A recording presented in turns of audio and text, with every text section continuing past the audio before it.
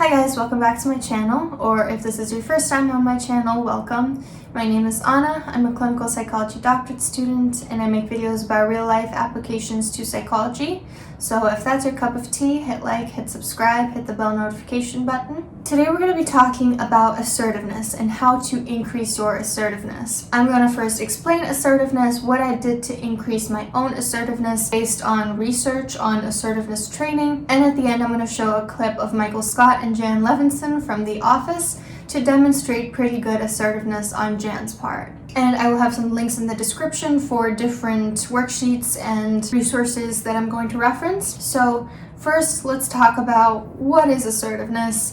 This is something that I worked on for a class project / paper, and I've been working on it for over a year now because even after the paper was done, assertiveness is really one of those things that if it doesn't come naturally to you, it has to be a very active, continuous process of you developing it. It's not like something you simply accomplish once and then it's over and then suddenly you're assertive. No, unfortunately, that's not how it works. So this video is for those of you who might be struggling with being assertive, maybe not so much for those who are too far on the aggressiveness side of the spectrum. If you do tend to be more direct or blunt or aggressive, you can use this to figure out how to communicate assertively by lowering your aggressiveness.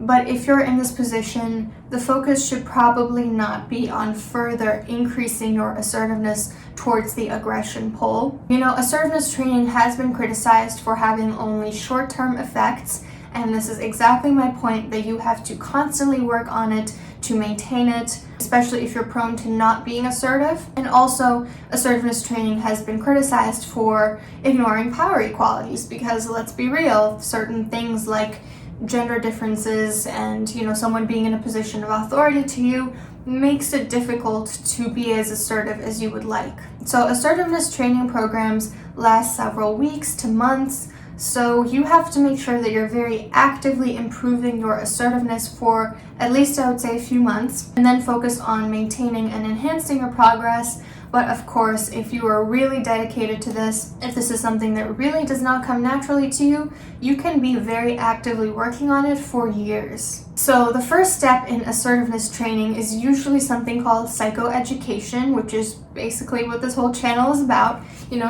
educating people on the psychology behind this and, what exactly these concepts entail. So what is assertiveness and why should we care? Assertiveness is a skill. It's a way that you tend to respond to specific situations.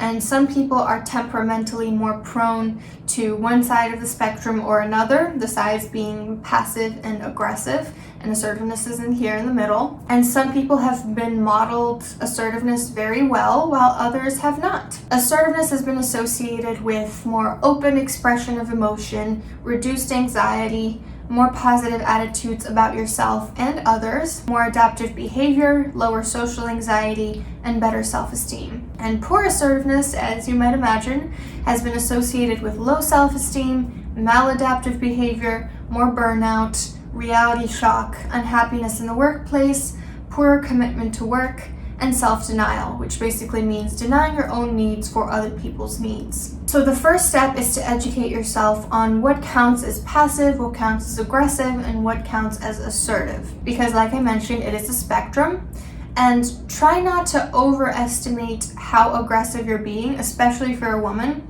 because we know this based on research that women tend to think they're being aggressive when really they're just being assertive. Simply saying no or I'm not comfortable with this is not inherently aggressive, but a lot of women have been trained to feel like it is. So the gender differences, according to the literature, men tend to initiate more, so they tend to be more assertive in communicating in class settings and so on. They're more direct and they interrupt more in groups than women.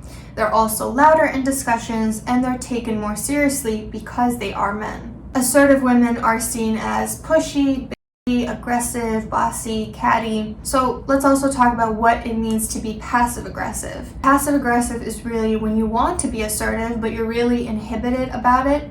So you often resort to passivity, and every now and then you get so overwhelmed with these feelings of frustration and anger and irritation that you swing too far to the opposite side and this aggression comes out. And when that happens, it really bewilders people, because especially if you tend to be a quiet, passive person, usually they get very confused about why you've suddenly become so aggressive. Let me know if you want a video on passive-aggressive personality disorder, which is actually something a little bit different. So first, let's talk about what does assertiveness look like. Assertiveness looks like confident body language, expressing your wants, needs, boundaries very clearly, directly, and effectively, but not aggressively, being respectful and open to compromising, having your boundaries based on values or things that are important to you, like for example, asking your supervisor to submit feedback on time because you have a lot on your plate and you value getting everything done on time. What might assertiveness sound like? It might sound like,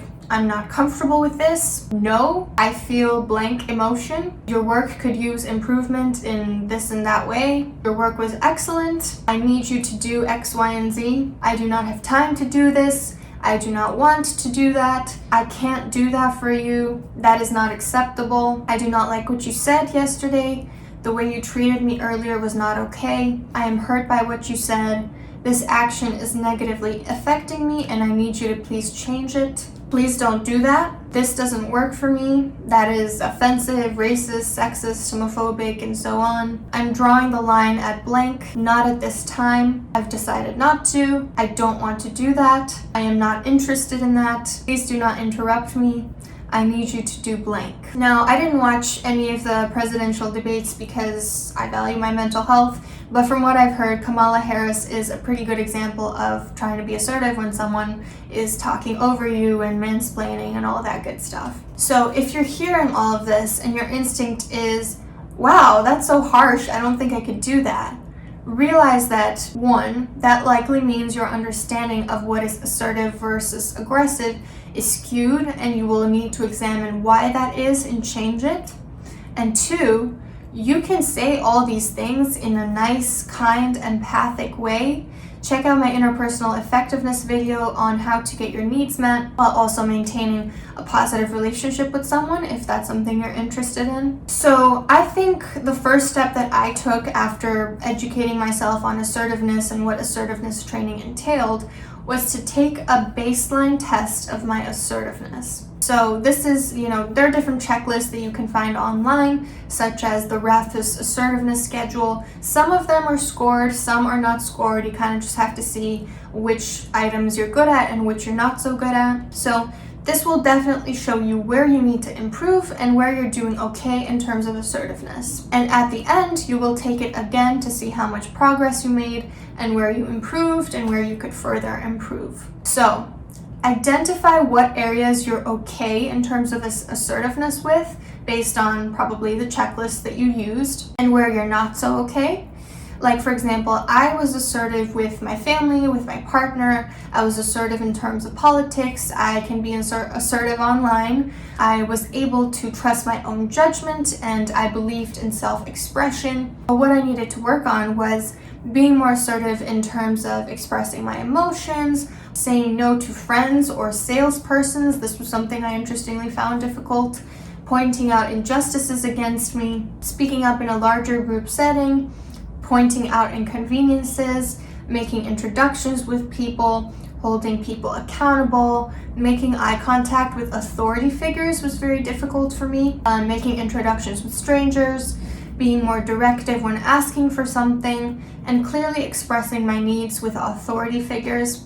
So all of this I had examined and identified by taking the assertiveness tests and making lists of what areas I needed to improve on. So based on this, I identified the following areas for improvement: less unnecessary apologizing, speaking more loudly, using more directive language. Like, I find that I tend to sugarcoat things to seem nice, when in reality, if someone is saying something that isn't so nice, I don't need to respond with more than just a basic level of politeness. I also needed to work on not hesitating to speak and making better eye contact, And of course, it always depends on the situation. It's kind of rare that you would have the same exact reaction to every situation. Personality, and especially personality skills like assertiveness, are very context dependent. So really look at which situations is assertiveness more difficult for you in, and which situations is it a little easier in. And then examine why. Why is it that some situations you find it more difficult to be assertive in? Explore where your reluctance originates from in an assertiveness journal. You can use something called the thought challenging record, which is a very simple CBT chart that shows, what the event was, what emotion it sparked, what thought it sparked, and a thought that you can use to challenge that, to replace your maladaptive thought with a more adaptive one. So let me give you an example of something you might write in this assertiveness journal. You might say, I struggle with being assertive with authority figures. So, explore what that means. Does it stem from, very strict or authoritarian parents? Does it stem from cultural notions about not questioning elders? Does it have to do with a trauma involving an older authority figure? Let's give another example. I struggle to stand up for myself. Okay, does that stem from low self-esteem, from being made to feel stupid when you've tried to in the past, from a belief that you don't actually deserve better because of the way people have treated you in the past? And one more example, I don't know what I'm talking about, or I don't have the authority to make this request or set this boundary. Okay, is it because of sexist cultural notions that women can't be direct if they want to not be labeled bossy? Does it have to do with seeing others experience negative consequences when doing this? Is it because you've been socialized to second guess yourself? Is it because, you've seen men more freely speak in the past than women? So once you've explored the origin of your reluctance to be assertive, identify what is it about the areas where you don't struggle with assertiveness that allow you to be more assertive. So for example, I can be more assertive with family because it doesn't hit that core fear that people will leave or abandon me. But in relationships, this gets activated because family is supposed to be forever, but relationships, not necessarily. So maybe this is why you behave less assertively in relationships rather than with family. The next step, I would say, is to identify a cycle of thoughts, feelings, and behaviors. And again, this is where the thought challenging record can come in handy. So when you are in those situations where you could be assertive, what kind of automatic thoughts come up for you? What do they imply about your core beliefs? And core beliefs, if you don't know a whole lot about CBT, it's those beliefs inside you that kind of drive everything. Your behaviors, your emotions, the more automatic thoughts that you have. So what are those core beliefs? Really try to get at what are your automatic thoughts, what comes up in these situations, and what does it imply about your core belief? For example, if you're in a situation where you have to be assertive and your instinct is to think, well, they won't like me, that implies a core belief of being unlovable. Or if your automatic thought is, I don't have a right to say this, that implies your core belief is inferiority. Or if your automatic thought is, it won't change anything if I speak up, that implies your core belief is helplessness. And you can look up a list of different core beliefs because sometimes it can be hard to really understand what those automatic thoughts are getting at if you don't have a background in psychology. So definitely look at a list, see which ones strike more of a chord with you. Then what kinds of behaviors follow those negative cognitions and self-talk? For example, do you keep quiet? Do you stay out of positions of leadership? Do you repress your emotions and negatively express them later on? What emotions does it bring up for you when you are assertive? Like, is it anxiety? What emotions come up for you when you are not able to be assertive? Is it frustration, anger, sadness, helplessness, hopelessness, a feeling of inferiority? So the next step is to formulate new beliefs, replace the negative, automatic, and core beliefs with more adaptive, positive, realistic ones. For example, they won't like me. Okay, well, what is the evidence for that? Is there evidence that contradicts that thought? Like, well, yeah, they always ask to hang out and they're nice to me. Okay, so it doesn't sound like they don't like you. Also, how much do you believe that people don't like you on a scale from 0 to 10? With 10 being, I completely believe this, I believe it with every inch in my body, and 0 being, I don't believe this at all, it's just a thought I have. How realistic is it given the evidence you just listed? And if there's a discrepancy between how much you believe something and how realistic it is, why is that? What do you make of that? For example, if you believe 9 out of 10 that people won't like you, but realistically based on the evidence, it's 2 out of 10. If you see this discrepancy in writing, are you willing to believe the negative thought a bit less? Like you might say, yeah, I guess when you put it that way, I only believe it's 6 out of 10. When I see that, I believe it this much, but the evidence is only this much, my belief in it kind of goes down. Also, I encourage you to look at what's the best case scenario, what's the worst case scenario, and what is the most realistic scenario. And if the worst case scenario happens, how will you deal with it? Will it be the end of the world? How would you cope? Like, if everyone actually hates me, I'll just do my own thing, I'll work from home, I'll take part in individual hobbies, and I'll enjoy my own company. That's obviously very less than ideal to not have any friends, not have anyone like you, but you can make it work, you can somehow live with it. And the point in this is to decatastrophize your worst case scenario fear, but also the next step is to realize that the worst case scenario in most cases is not the most realistic scenario. Operate as if the most realistic scenario will occur.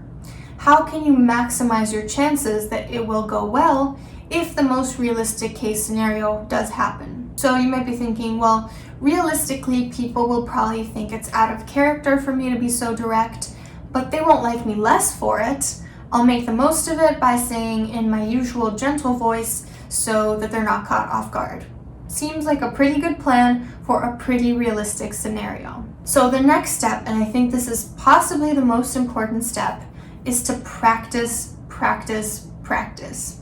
You have to practice assertiveness because it's kind of like getting out of that anxiety. It's kind of like exposure therapy in that you are forcing yourself to do things that make you uncomfortable, that make you anxious, and consequently your anxiety about those things will go down because you'll realize, oh, this isn't actually that scary. So you can use worksheets like on Therapist Aid. You can just Google boundaries practice. I'll make sure to link it down below as well to practice how you might respond to different situations in a effective and assertive way. But it's one thing to practice hypotheticals and on paper, quite another to practice in real life.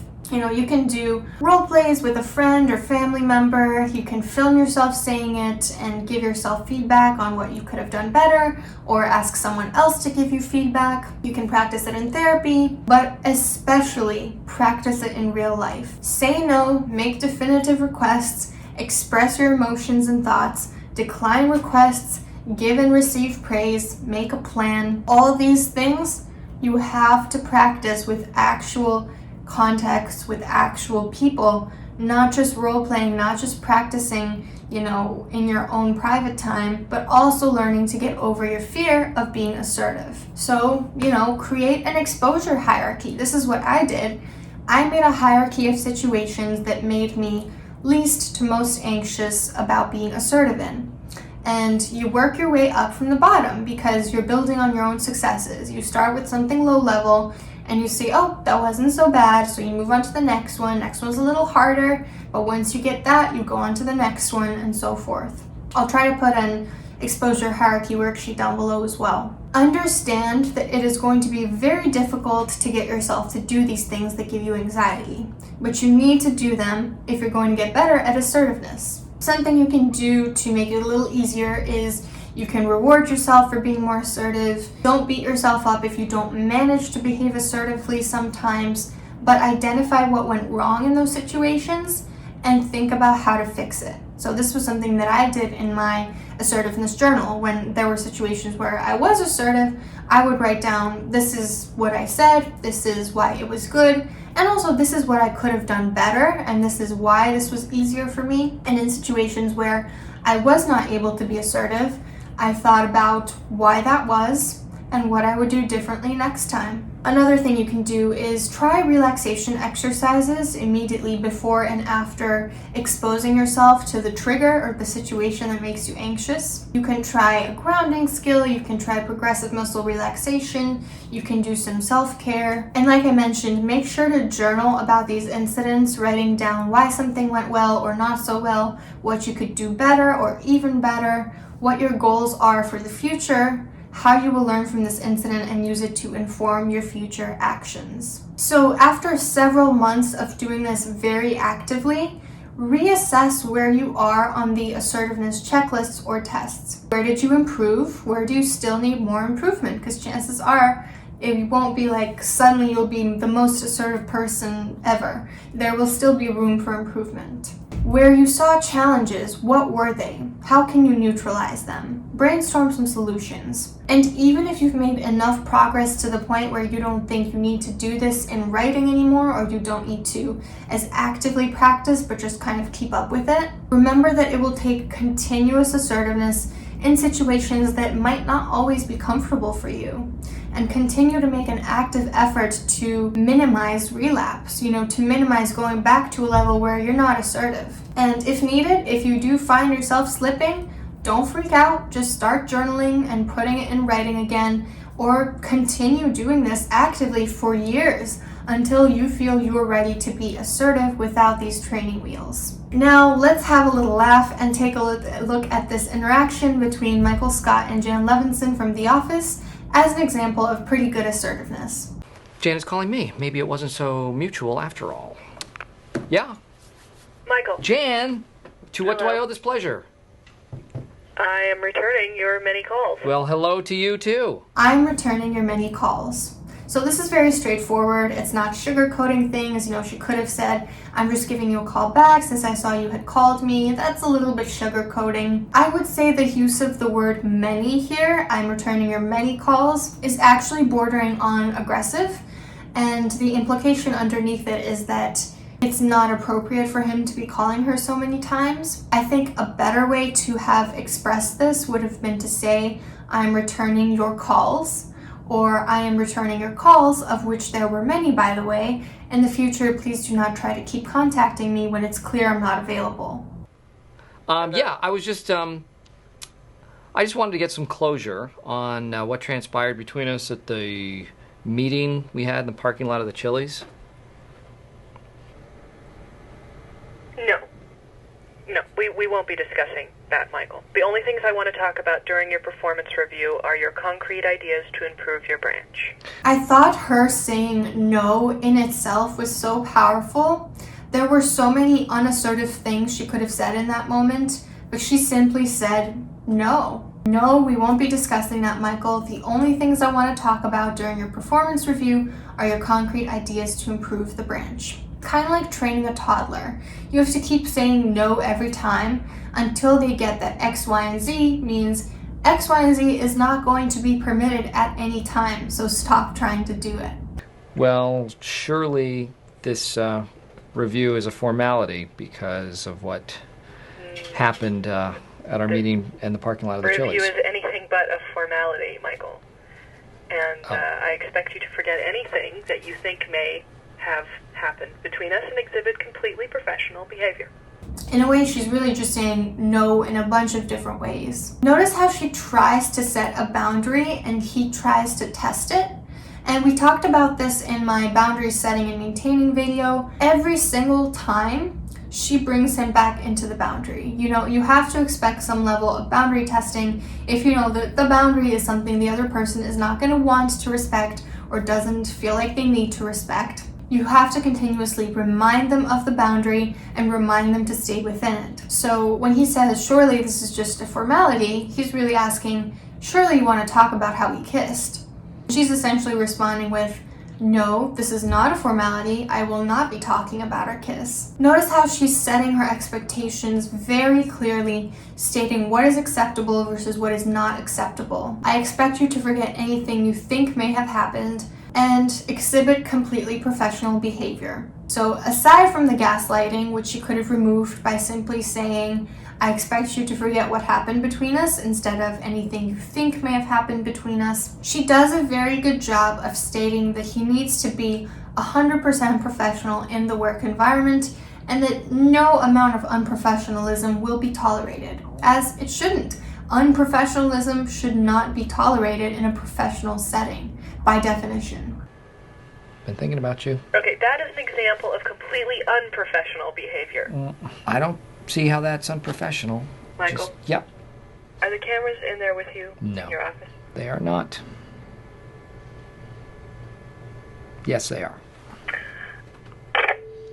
And then she hangs up mid-conversation, which honestly, it can be aggressive sometimes, but it can also be a good last resort for someone who is continuously overstepping boundaries and does not understand that certain behaviors will not be tolerated. So she had said no to him in like 4 different ways by that point, and she knows the cameras could put her job in jeopardy. So I think she did the best thing for herself in that moment, and it was clear that Michael wasn't going to let up, and he was just going to waste her time and further irritate her. Walking away or ending a conversation with someone, if you preface it with a kind, warm, I'm going to end this conversation now because it is no longer productive, not because I feel some type of way about you. Don't use it as stonewalling. Actually tell the person, I need some time to cool down. It can be a very effective form of punishment, which is behavior modification. Punishment is not as bad as it sounds. Punishment is really, you're giving a negative repercussion for a behavior that you want to decrease in someone.